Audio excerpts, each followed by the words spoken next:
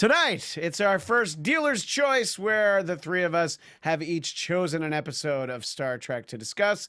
It will be The Trouble with Tribbles, City on the Edge of Forever, and Next Generation Inner Light. Star Trek Weekly starts now. You're tuning into the destination for TV superfan discussion, AFTERBUZZ TV. And now, let the buzz begin. Welcome to Star Trek Weekly with a very unlikely Beatles song to bring us in. But, spoiler alert, it's called The Inner Light.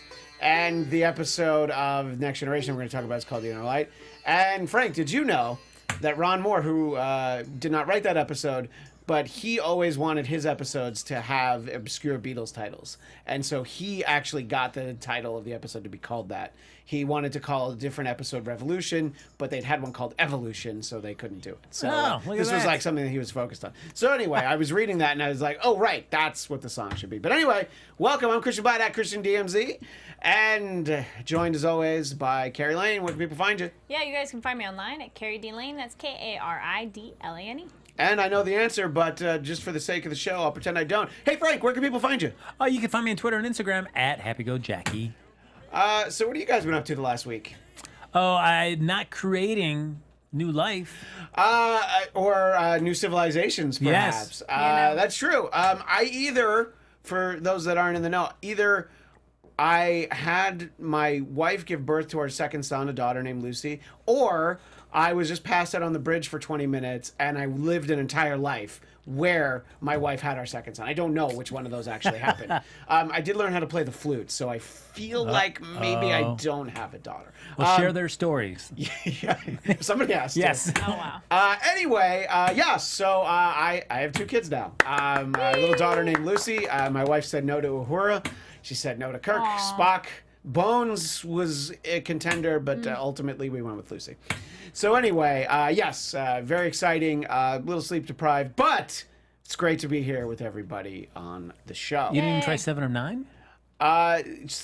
Just 7 I was going to try, but she just wasn't having it. You know? She's very anti-Borg, my wife. Like, go figure, you know. What have they ever done to anybody? That's right, come on. Anyway, so we have 3 episodes that we can discuss. And as I mentioned in the tease, it's The City on the Edge of Forever and The Trouble with Tribbles, both from the original series and from Next Generation, The Inner Light. I think it's The Inner Light, not just Inner Light, but either way, it's that episode. So we could go chronologically, in which case we would start with The City on the Edge of Forever. And I would like to put Kari on the spot because you had I never did seen watch it that one. because you'd never seen it before. I was going to say, I didn't get to the Next Gen episode because I actually watched the pilot, which Netflix writes the pilot, which is Encounter at Farpoint, the pilot to Next Generation. the original Star Trek. Oh, the Cage. Okay. Yeah. And I was like, who are these people? These aren't like the people I know. So No, they're not. a little confusing. But I did like that episode. You like the Cage? It was a good start, yeah. Yeah, no, it's definitely interesting.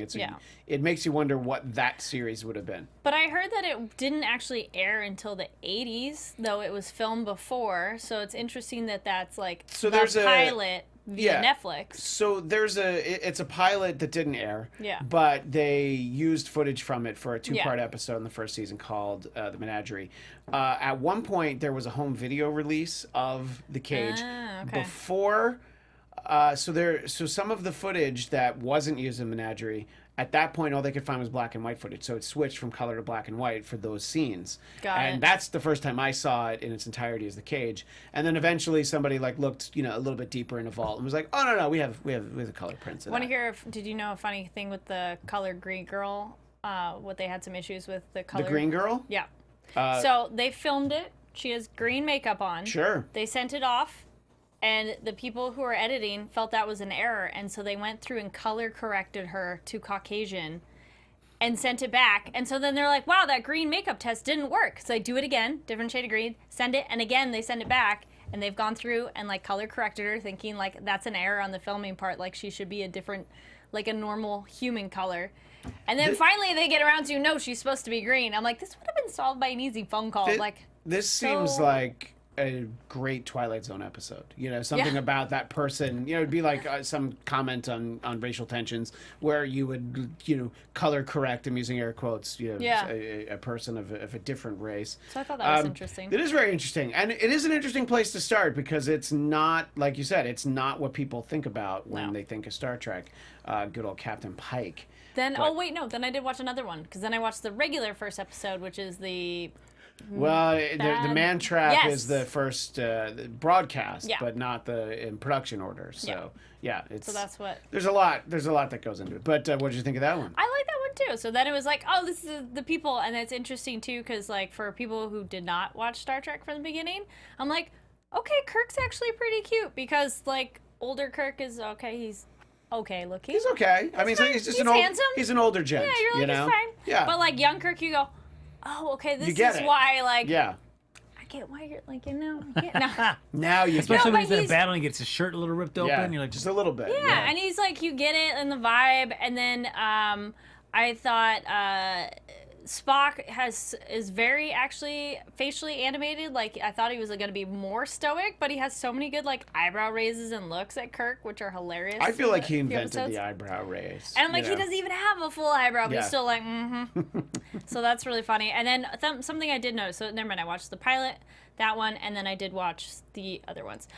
City on the Edge of Forever and Trouble with Tribbles, but not Frank's selection. Why do you hate Frank so much? I didn't. I ran out of time. I was literally like hurried up and tried to watch them. No, but something I thought was very interesting that is probably different for both of you because you watched this first and then the new Star Trek films. But going back, I like the new Star Trek films even more. You're talking about the J.J. Abrams films? Yeah, the J.J. Abrams films. Even more watching the original Star Trek group because I'm like, oh my gosh, I can totally see the connection and like it was such great casting. I'm like, because you're gonna be them later. I know they're not like exactly the same, but it really I feel it almost reinforces it and it makes it more enjoyable, the J.J. Abrams ones, because you can see where they get the inspiration from. So is your expectation that you're gonna power through and watch all 79 of the original episodes? Oh, I plan to be watching, but I don't know how long it's going to take. No, but obviously it'll take I'm enjoying it more than I thought. It is a slow pace. Depends on the week. Yeah, it depends on the episode you select, But and there's moments that are like cheesy, but you kind of laugh at it. And damn, those dresses are short. My goodness. Yes, they are. Well, there's one on the edge, leading into the City on the Edge Forever. There's a scene where Uhura's walking away. I'm like, that's not even a dress. Those are shorts and a shirt that doesn't even go over her butt. So I was like, all right, that's just cool. Yeah, it's just one of Scotty's red shirts. And they so just put some boots on with it. Yeah. So let's dive into City on the Edge of Forever, which to a number of people is considered to be, let's just say, one of the I don't want to throw the word best around, but one. By the way, Nicholas Stormy in the chat says, "Oh yeah, young Kirk is super cute." And is Nicholas Stormy alone in the chat? So sad. Hey, we're with you, so you're not really alone. But anyway, so we're going to talk about City on the Edge of Forever first. Yes. So. Your thoughts just on the whole, and then Frank and I can dive in a little bit more. But just you had no expectations of anything with this story. Yeah, right? I had none. It is a good episode to watch if you've never seen Star Trek because it doesn't matter. It is indeed why I picked it. Yeah, good one. But then it's nice because you know who these people are enough that you can get them as being the fish out of water. Mm-hmm. It does have the good time travel conundrum of like, well, wait, should you prevent something happening when you know what it's going to do? Very Doctor Who later. It's very everything time travel. Yes, everything time travel. We talked about Quantum Leap not long ago. Yeah. That, it's anytime you time travel, it's like, oh yeah, you can fix this thing, but take a look at all these other things that what it's gonna do. Yeah.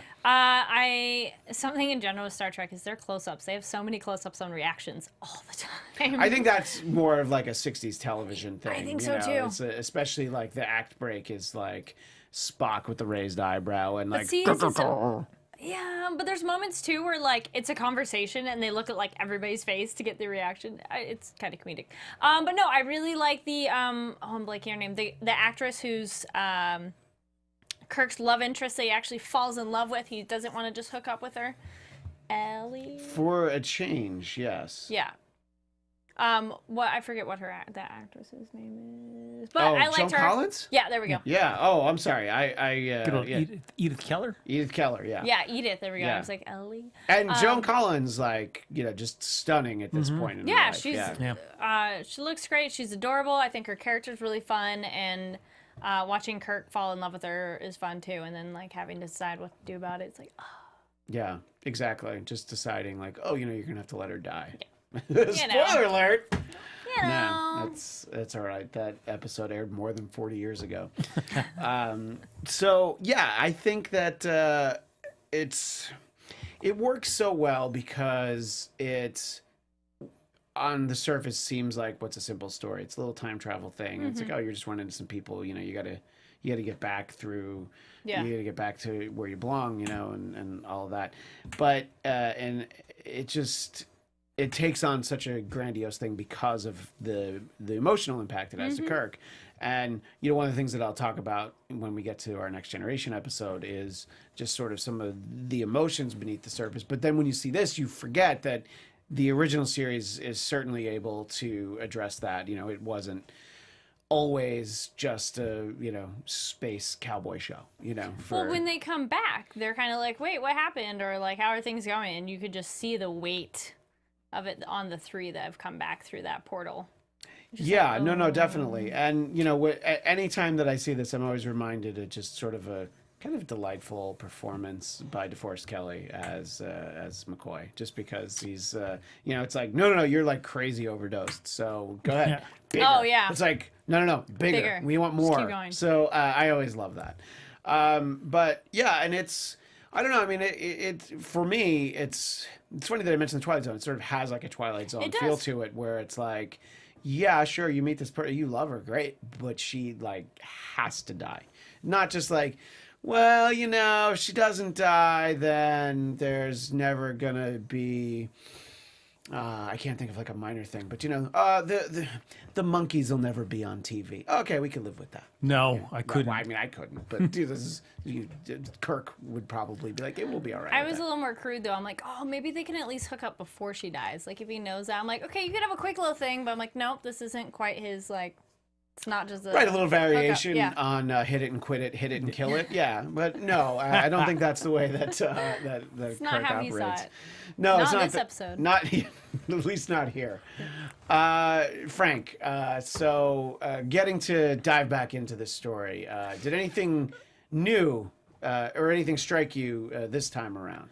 It is, well, one thing, because time travel, as we've talked about before in the past, one of my favorite storytelling devices. When done well, I absolutely agree. Yeah. I mean, and then when done not well, then it just drives you crazy as you're picking apart all the logic of it. I'm having trouble thinking of a Star Trek where time travel was not done well. I think they tend to do it well.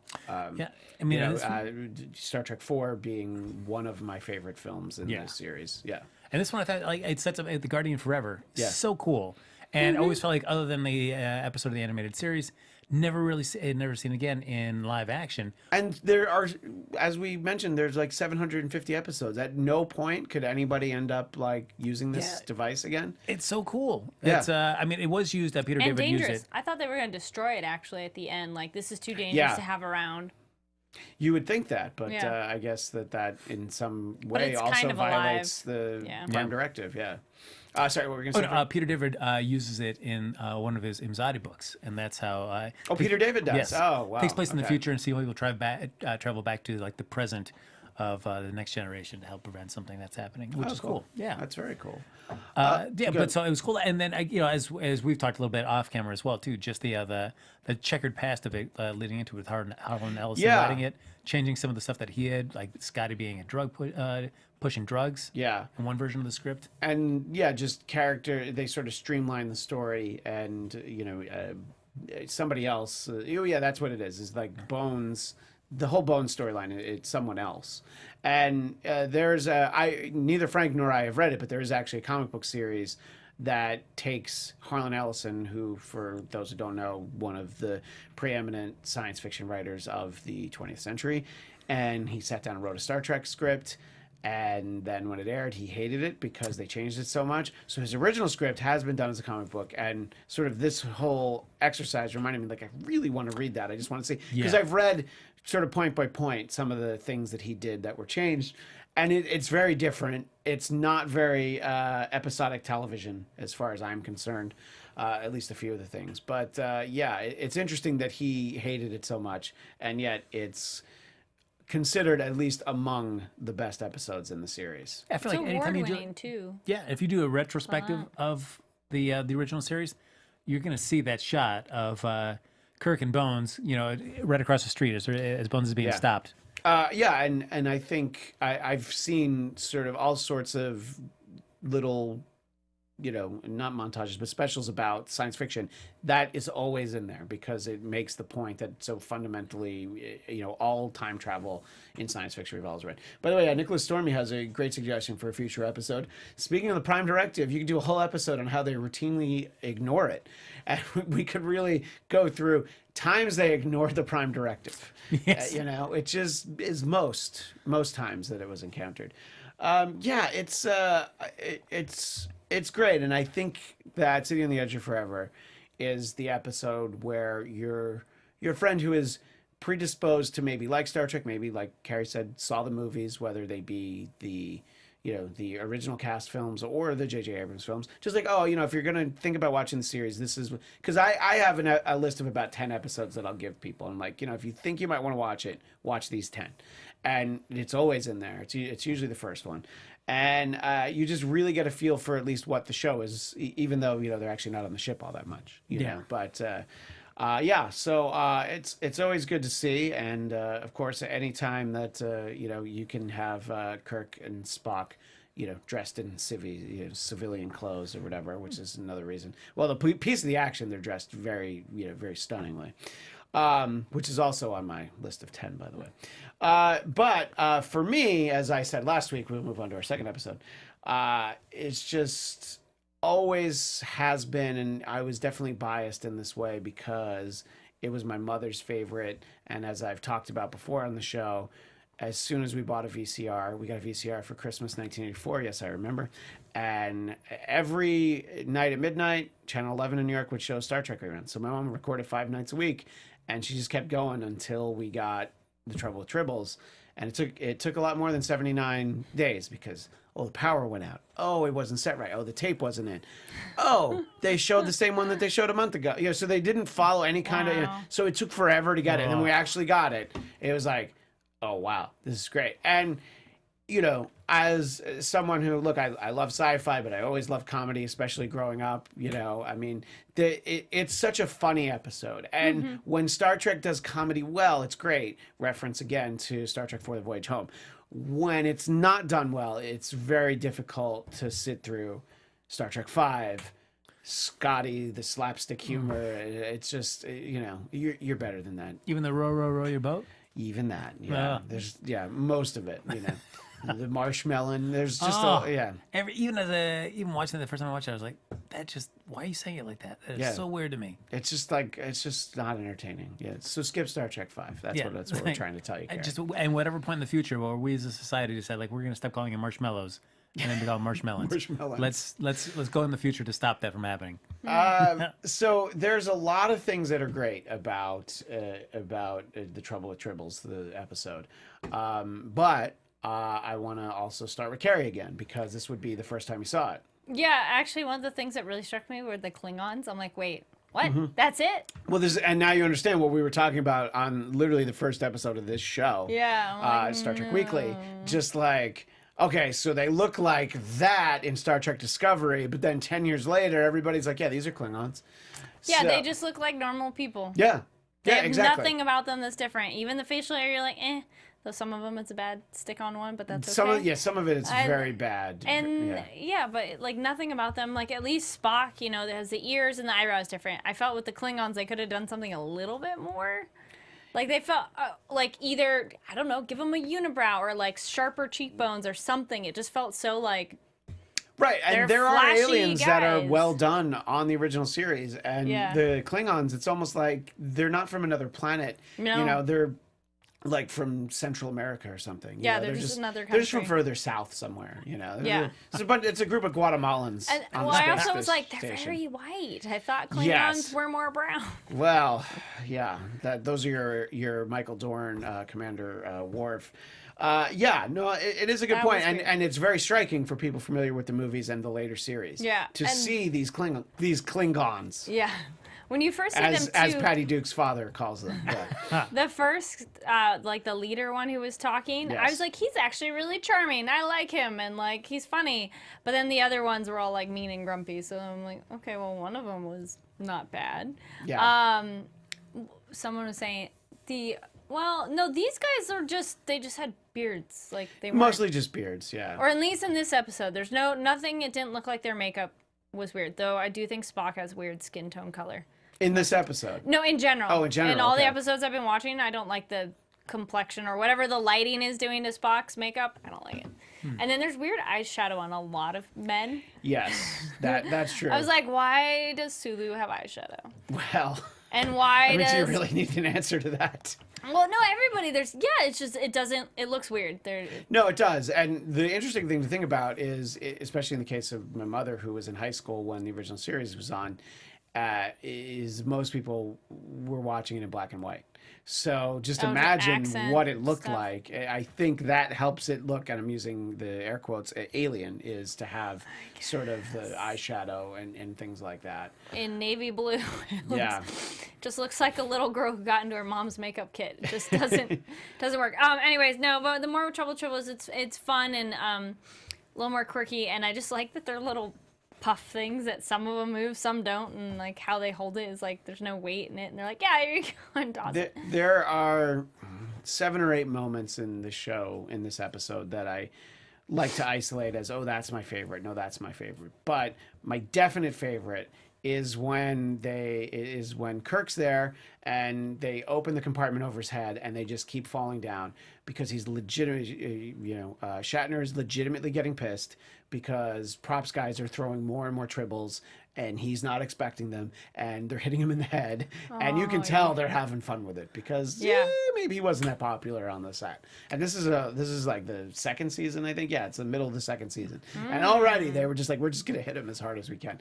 That's one of my favorite moments. And yeah, I just the Tribbles are adorable.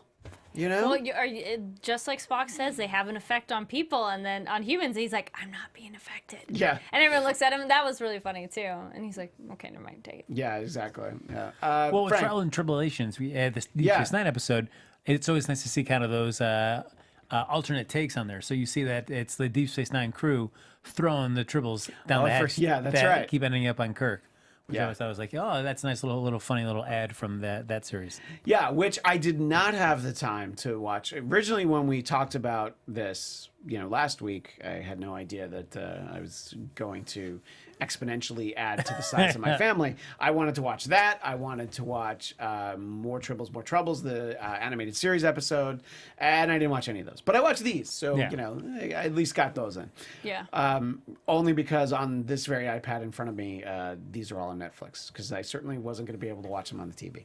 But anyway, so yeah, and I don't know. I love the idea of the Tribbles and then the idea that the space station is overrun with them.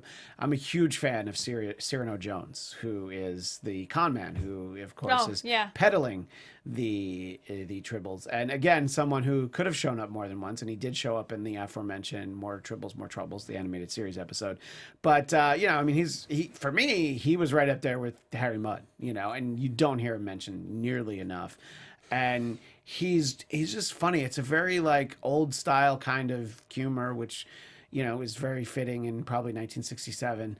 But there's a very specific exchange that always stands out as, again, one of my favorite moments in the episode, which is the let's see, how does he phrase it exactly? He says, is that a joke or is that an offer? And he's like, that's an offer. That's a joke. It's just the timing. I just was like, you don't get a lot of that on Star Trek. You don't get a lot of that in science fiction.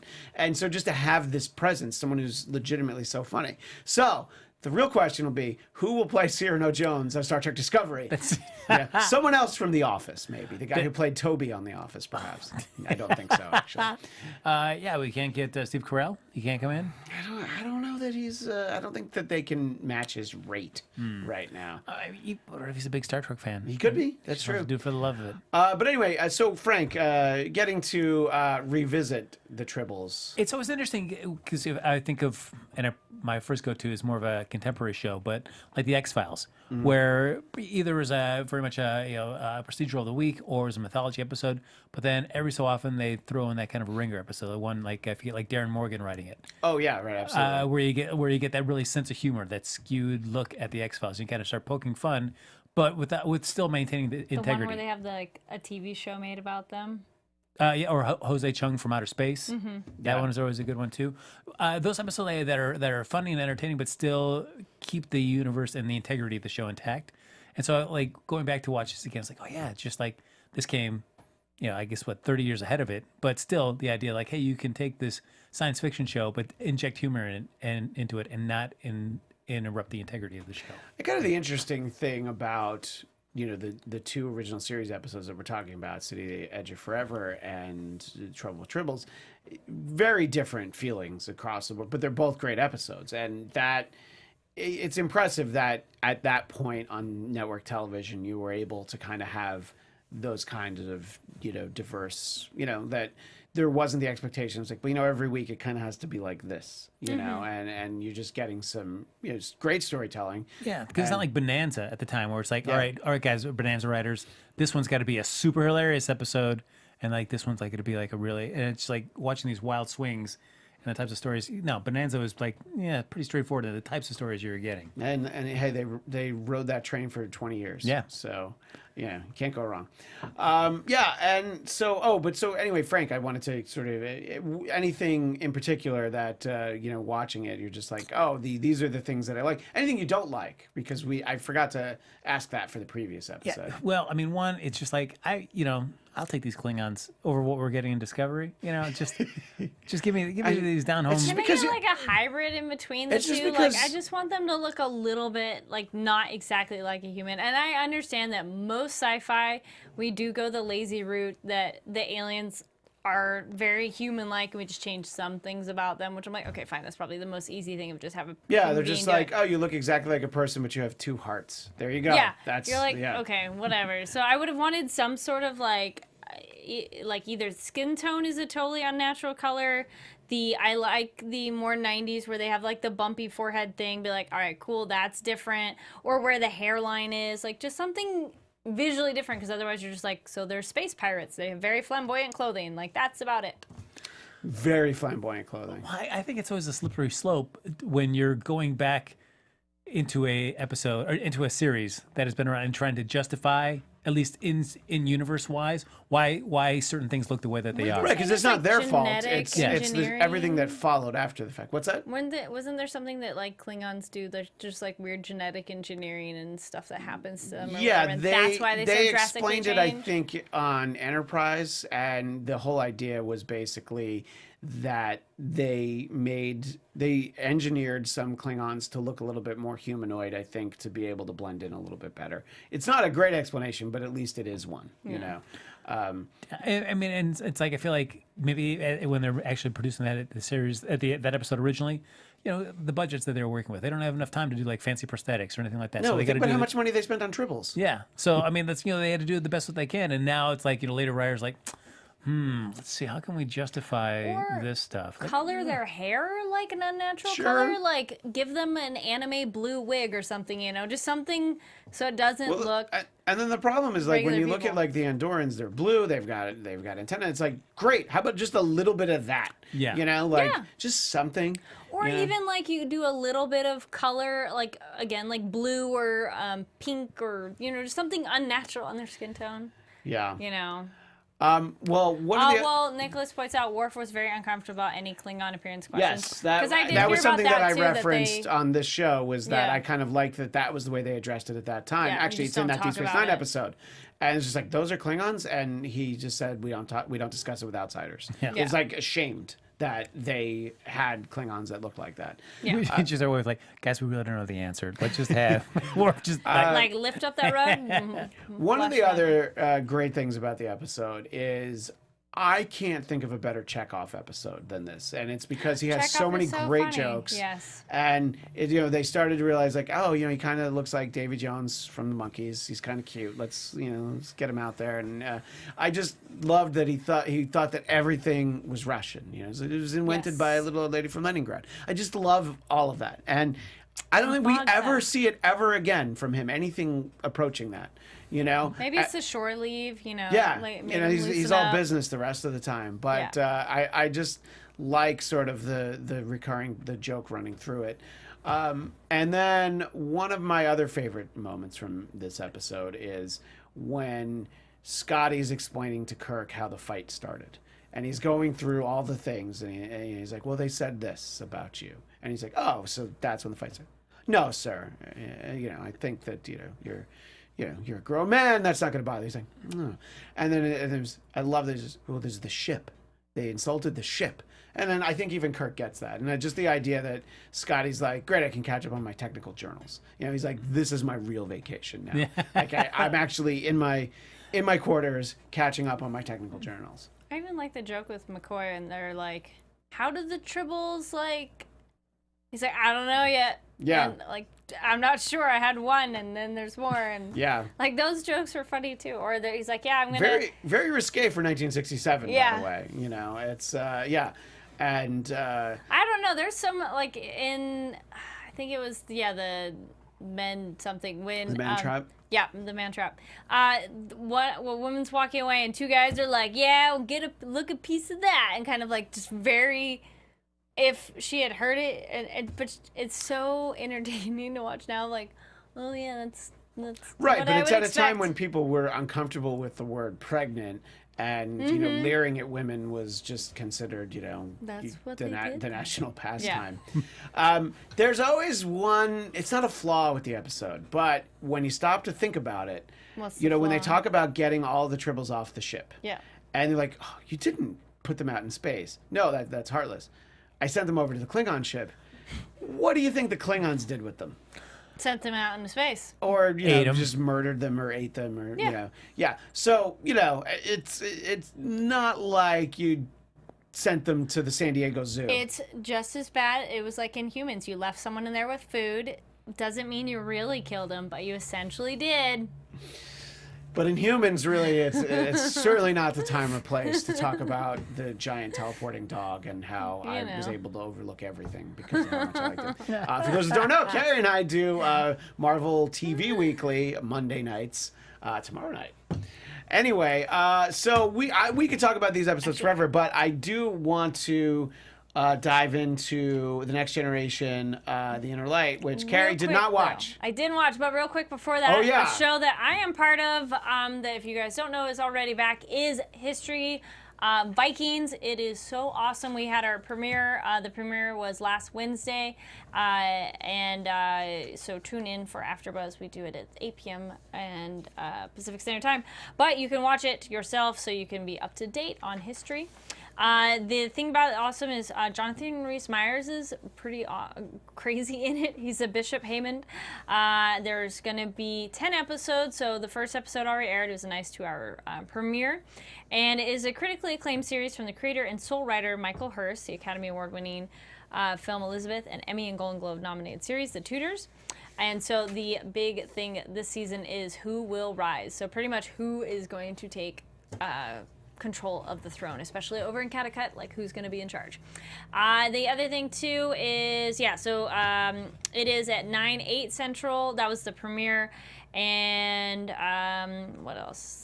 Yep, it's just pretty much, if you guys don't know about Vikings, you have 4 other seasons to catch up on, but it's a family saga that tells a remarkable tale of the lives and epic adventures of the raiders and explorers of the Dark Ages. And so, yeah, premiered November 9th at 9/8 Central on History, so now it would be for us, it airs at 7 p.m. Pacific Standard Time, so adjust for your local listing. 10 Eastern. 10 Eastern, thank you. Yes, So people on the East Coast always need to be told what time it airs for them. As someone who lived in New York for the first 27 years of my life, it's just you have to tell them when it is their time because they'll never be able to figure it out. They're like, wait, what time? Yeah, what? I have to add what? How many do? How what do many I subtract? things? But it's pretty epic, guys. So I would go check out. And Kari knows she does the after show right here. Yeah, and then our engineer, good old Steve, is on that too. Yeah, see, Vikings. So see, you have to check that out. Yeah. But something else you should check out. I know I didn't get to. Star Trek: The Next Generation. I'm sorry. The Inner Light. How dare you, Kari? But you know what? There's a thing. Did you guys see? There's like they sing. Someone did a montage of Picard singing essentially a Christmas carol. I forget which Christmas carol it is, but it's taking like a word from random points. Random episodes. Yeah, and then the flute thing is in there too. So I was like, I saw part of it. There you go. Which, by the way, I was reading that we're jumping ahead for the episode, but there's apparently a deleted scene from Star Trek Nemesis where he's talking to Data and he's just like fiddling around with the flute, which is kind of a nice touch. Absolutely. Yeah. But anyway, so this was your choice. Yes. And I wanted to sort of let you start off with telling us and Nicholas Stormy in the chat and everybody watching the archive afterwards why you chose this episode. I think much like as we kind of with Kari last week saying, hey, if you haven't watched a lot of different episodes, we're talking about like Blink for Doctor Who. I feel like this is a nice standalone episode for Star Trek Next Generation that you can watch this, and if this intrigues you, the storytelling, the acting, then if this hooks you, then I think you're on board to explore more of the episodes. And as a standalone, this is just, I think this works on all cylinders. On board, you got beamed up. I got yep. It beamed me right up into viewership. So it's interesting because look, the Next Generation was produced and aired in a much touchier, feelier time than the original series. So you're not going to be dealing with sort of this level of emotions to this, but it is the kind of depth of character we're able to get for Jean-Luc Picard in 7 seasons that made me choose him last week as my #1 captain because we just got to know him better. It's really, 7 seasons of Shatner's Kirk. Who knows how I would have felt. And it's interesting because on the surface, this is just a kind of a standalone episode that it's very much like episodes of series that could never really have any lasting effects, any reference to it. But I mean, in his mind, he lives, 50 years in the course of those 25 minutes or more, which is interesting because watching it again, it's like, how many times have we seen Patrick Stewart old? In the final episode, All Good Things, we see him old. In Logan, we see him old as a 90-something Professor Xavier. And it's just like, man, he's just always like looking older. And, he just seems so happy and sort of... Patrick Stewart is always old. Right, but they make him look older. Okay, because I was like, always, I've never thought of Patrick Stewart being like super young, but he always looked good old. This like is it's always 22, white hair. 23 years ago. So, yeah. Even when he was young, he didn't age. Yeah. He does not age, so he needs to have all the prosthetics to make it look like he aged. He has a portrait in his attic somewhere. He's got a portrait of Jonathan Frakes up in his attic. The one thing I will say about this episode is just like watching it back is, man, Patrick Stewart was fit as heck. Yeah. Where on this other society that he joins, and of course their outfit just nice and billowy and light, just what you want for a planet suffering from crippling dehydration and imminent destruction. But just a nice kind of blousey, kind of loose, sleeveless shirt. Man, he's just lean, the veins popping out. You ate a lot. Inspiration for as you age of like, I want to look like that. Oh, man, if I could look like that, Heck yes. I would trade the hair to be as fit as Captain Picard. And it's interesting though because it's an episode that we barely see the rest of the crew. Mm-hmm. Troy's not even in it. I mean, everybody else, like I was thinking until late in the episode, I'm like, Geordi's not even in this, but then we see him for like a minute. Yeah. And it's interesting because it's like, there's not a lot of interaction with the rest. This is really a Picard story, which is great because he's a great character. And it's just interesting to kind of explore the idea of, you know, look, he has a very full life in one very specific respect, but this just hammers home for him. Here's all the stuff you don't have. And it's interesting because watching the episode, we meet his character's son, and I'm like, oh God, this guy's such a dork. Picard would never have a son like that. And then I read up on it, and that's Patrick Stewart's actual son. Yep. So I'm like, all right, I guess he would. But I was just like, really? So well, that's a little bit almost a throwback to The Cage, because in that they're kind of like, this is the life you wanted. Yeah. And so it's cool to explore those. Right, and then I forget the title of it, but there's another episode that sort of revolves around, you know, him not having the injury to his heart, and then he never would have become a captain. You know, he sort of would have been a low-level, like, ensign, basically, for the rest of his life. Do you agree with Nicholas in the chat? Says this episode felt more like the Twilight Zone to me. I don't know if it necessarily felt like that. I mean... Well, it's not a planet of people who have pig faces, Yes. or, you know, something that it's missing the really dark turn of the Twilight Zone. But you know, I mean, it's certainly an interesting point. You know, and I would say there's more of a Twilight Zone feel to City on the Edge of Forever, in all honesty. But this one, I don't think it doesn't make me think of the Twilight Zone, but it also doesn't make me think of the '80s Twilight Zone, the revisited Twilight Zone that there was, or Twilight Zone the movie. But yeah, it's great because it's just a fun character study and getting to see, you know, him be him. And I had only seen this episode once. I definitely had watched it. I didn't really remember much about where it was going or what we were going to see. So it was great to have a reason to watch it again, because, you know, it's, as I mentioned, like sometimes there'll be reruns of Next Generation on BBC America, depending on what episode it is. I'm like, oh, I'm gonna watch some of this. This is just one I haven't come across in ever since it was originally broadcast. Really? I haven't come across it in reruns. I'm not saying that it isn't. Yeah. It just I haven't happened upon it. So it was fun to revisit this particular story. Yeah, the thing I guess is interesting, as opposed to maybe the original series as much, but like this one, since it had a little bit more of a larger ensemble cast, I felt like you had more character-specific episodes where a few of the rest of the cast would kind of just disappear for that episode. You might not see a Crusher, you might not see Geordi. More often than not, you'd see at least Picard, Riker, and Data, at least in some aspects.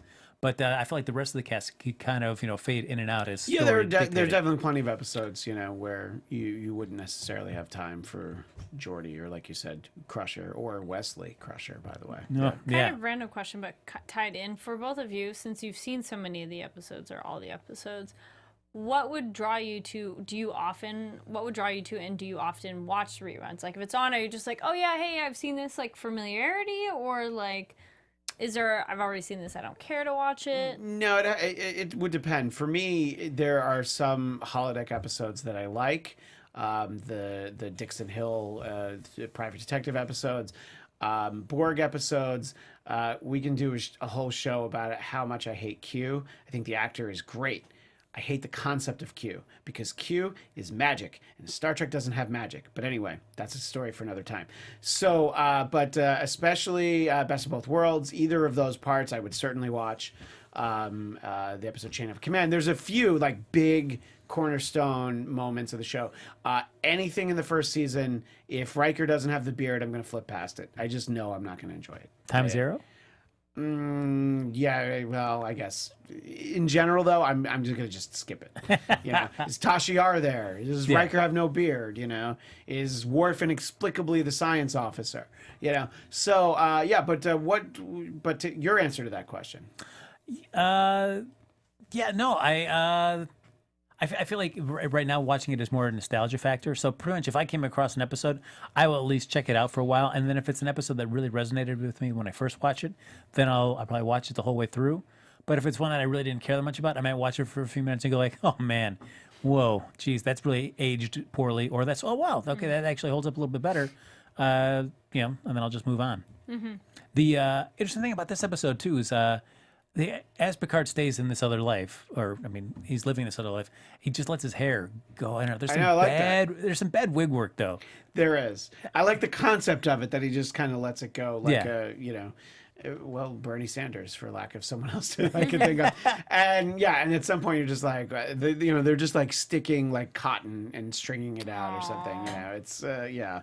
And the higher definition TVs that we're able to view these episodes on now does not do that makeup justice. No. That's what I mean. The first season, I'm like, oh, some of the makeup is not so great. Some true. of the lighting and focus, I'm like, that shot's out of focus. It's a close up on their face. But again, you know, when your screen was not that big and you were watching in black and white, it didn't matter.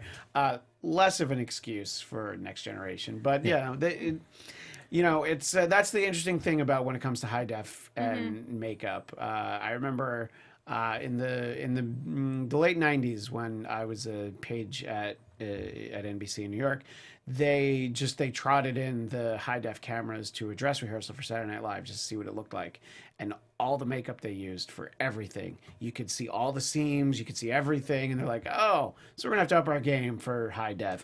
And obviously that's not as drastic as to what you see for things that were filmed with standard def cameras, but you look at it now and you're like, oh yeah, that did not, like, something that looked really cool in your mind, you're like, oh, is that what it looked like? Yeah. You know, especially special effects and things, you know, that in my mind looked really good. They probably don't look as good. Real quickly, though, I will say the emotional moments still hit in this episode for me. I thought, all the beats in there still get me. I thought it was really well. And I actually watched an episode from season 6, Lessons, which kind of follows up on this. I was just curious, and it's just, I felt like that was just a nice story point where Picard is, he kind of gets attracted to and starts entering a relationship with a new officer on the ship and shares with her his experience on this other planet or this existence. And it was just really cool hearing him kind of reflect on what that experience meant to him and the life that he led. Can you watch those back to back and not feel like you've missed something? No, not at all. I mean, because Star Trek is just there's a lot of like it's pretty much just plug in and you can watch an episode. Okay. But that was a nice, like, I felt like that it was. I love that the writers' room felt like this is a really important moment in Picard's life. I felt like it was worth kind of readdressing and have it be a vital part of his character going forward. Yeah, that was actually some of the comments that I was reading. It's from sort of the same interview with Ron Moore, who went on to create Battlestar Galactica. He didn't create it, but he, rebooted it. Sorry, Glenn A. Larson. But he was talking about how, this was just sort of like, oh yeah, this is the script for this episode. And it was in subsequent weeks and months, they're like, actually, that was a really significant thing that happened to him. And they felt like they needed to go back and at least acknowledge that it happened, which is great because that was not what they were planning. They were just like, we got to get a TV show on the air. We got to get it done. We got to get a script out there. And at least taking the time to realize that this was actually very important. So, and I know you mentioned the Nemesis deleted scene. Yes. The first thing at the end of the episode, as he's holding the case with the flute in it, I was like, man, I wonder after generations if that actually survived. Oh yeah. Yeah, and so it's nice to know that. Yeah, all right, it made it through, safe and sound. Yeah, exactly. And I don't know if that deleted scene is on the DVD for Nemesis. I actually have no idea. Oh yeah. So I have to look. Yeah. But speaking of DVDs of Star Trek movies, by the way, we should talk about what next week's show is going to be, which I hope to be able to be there, but, there's a lot of diapers to be changed. Believe me, and because my 2-year-old's still in diapers, so there were already a lot of diapers to be changed, so now there's just more. Thank you, Steve. But next week's episode, whether I'm here or not, is going to be the oft-referenced, we're going to have to do an episode about Star Trek Generations. And so just the standard version of it, I don't know. You can get it on iTunes. I don't think it's on Netflix, and I don't think it's on CBS All Access. But you'll find it on some of those places, Amazon, iTunes, whatever. Or maybe you own the DVD like I do, or the Blu-ray. So we're going to the library for free. You could do, if it's there for free, that's great. And it's great. It's sort of a good movie to talk about because everything about it should have been great. I was so excited for that movie. Yeah, I'll give it up for cinematography. The cinematography in that movie is outstanding. And what number is that? That is 7. Yeah. So Star Trek Generations we will talk about next week. But anyway, let us know what you thought of these 3 episodes. Go ahead and tell us some of your favorites from the original series. We keep doing these enough. Maybe we'll have to pick, we'll distinctively say, you have to pick your favorite episode of Deep Space Nine or Enterprise or the animated series. You know, who knows? It's just, boy, if we're doing that for the animated series, we've done a lot of these. Your favorite Geordie episode? Yeah, well, that, you know, I mean, your favorite, really, anybody. You know, your favorite holodeck episode, your favorite Klingon episode. Don't ask me to pick my favorite Q episode. No? Although I do have one. Oh. Yeah. It's the episode of Voyager that he was on, actually. I kind of liked that he showed up there. That was the one time where he didn't bother me. You didn't like, what about Deep Space Nine where he's boxing? Oh, yeah, I forgot about that. Yeah, so you see, there's so many things to forget about. Anyway, that'll be next week. And don't forget to watch Vikings in the interim, but also watch Star Trek Generations. For me, Christian Bladt, I'm at Christian DMZ, and you can find Kari and I tomorrow night, Marvel TV Weekly. We're going to have a guest, Ryan Sands, who's one of the dads on Runaways, which is a Marvel show for Hulu. Nice. I'm excited. You can tell. Sorry, that sounds so excited. That didn't sound exciting. Oh my gosh, no, that sorry. sounded like Michael talking about The Gifted, our other co-host. No, I'm excited. That's awesome because though how that episode airs, we won't have the newest episode. Well, if it's seen 4 of them, though. Yeah. Well, now I'm more excited now after the last week's episode. I haven't seen 4. I was too busy changing diapers. You're kind of busy. I'm going to watch with it that, tomorrow. Yeah. Yes, you all can find me online at Kari D Lane. That's KARIDLANE. And you can follow me on Twitter and Instagram at HappyGoJackie. And I like Nicholas Stormy saying he loved a whole episode about Gul Dukat. Oh, and Deep Space Nine is his favorite show, which, you know, it's number 2 for me in terms of the, you know, the newer. I guess so it's number 3 overall. I can't say it's number 2. It's number 3. It's the original series, Next Generation, and Deep Space Nine. I like that better than most of the rest. Anyway, thank you, everybody. And thank you, Nicholas Stormy, for being in the chat. Yay! But your name is Nicholas. I'm sorry. Nicholas, you're a girl. Well, look, Nicholas, I mean, I don't think that I really made a major faux pas there. But anyway, we appreciate you staying in the chat. Anyway, we will see you guys and girls and men and women and other humanoids next Sunday at 10 Pacific. Live long and prosper. From executive producers Maria Menounos, Kevin Undergaro, Phil Svitek, and the entire AfterBuzz TV staff, we would like to thank you for listening to the AfterBuzz TV network. To watch or listen to other after shows and post comments or questions, be sure to visit AfterBuzzTV.com. I'm Sir Richard Wentworth, and this has been a presentation of AfterBuzz TV. Buzz you later. The views expressed herein are those of the hosts only and do not necessarily reflect the views of AfterBuzz TV or its owners or principals.